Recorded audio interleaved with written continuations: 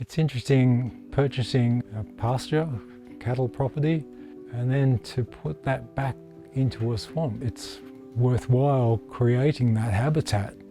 It's been fantastic finding a place like this. Just seeing the big trees and the natural bushland, I just think you can't stuff this up. I have to protect this area.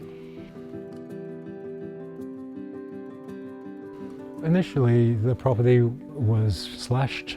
I purchased it with cattle on the property, trampling the swamp. I contacted local land services.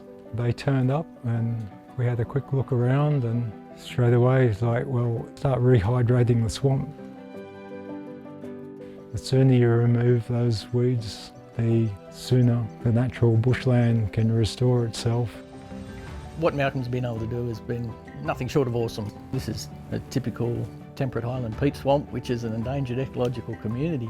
As far as I understand, it's the biggest peat swamp on private property. And this swamp filters a lot of water into Cox's River to Warragamba Dam.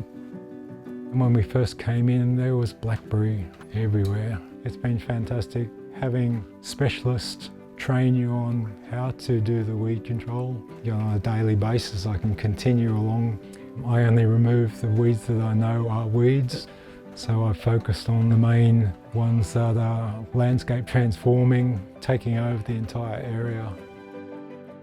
So very early on, we identified that the swamp was drying out and the ecology was being lost. Being able to rehydrate the swamp and promote the water back across the swamp instead of stuck in those channels would help to reinvigorate that swamp ecology. It was operating like a drain. Once that was realised by Malcolm and the team, then the opportunity to start putting some sills into those drains to back up water into the system. There's lots of benefits from this. Certainly it improves water quality, but it also improves environmental flows into the downstream system. These systems, the beauty of them during drought periods is they retain water in the soil and moisture in the landscape. They're much more resilient. They also deal better with the storm events. We don't see the level of erosion in a system like this. After 4 or 5 years of weed control and rehydrating the swamp, then you get a bushfire come through. The wind changed direction and it came so fast up the valley. The place was devastated. 80–90% of the property burned out. And the pit's about 1/2 metre deep.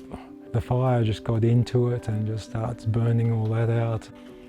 Devastating at the time. It's going to leave the property, just too much. But then I thought, well, if someone's got to get rid of these weeds again, it's probably up to me. So I stayed on the property. Very, very quickly the revegetation started. Rehydrating the swamp meant that there was all that base for the native vegetation to come back. The whole process starts again. Nature just does its thing and we just sit back and assist it with removing weeds. I don't feel like I've done anything special here. I'm a normal person that enjoys a bit of bushland. It's critical that people look after and have that intrinsic value of natural bushland. Just a matter of putting your heart into it and starting somewhere.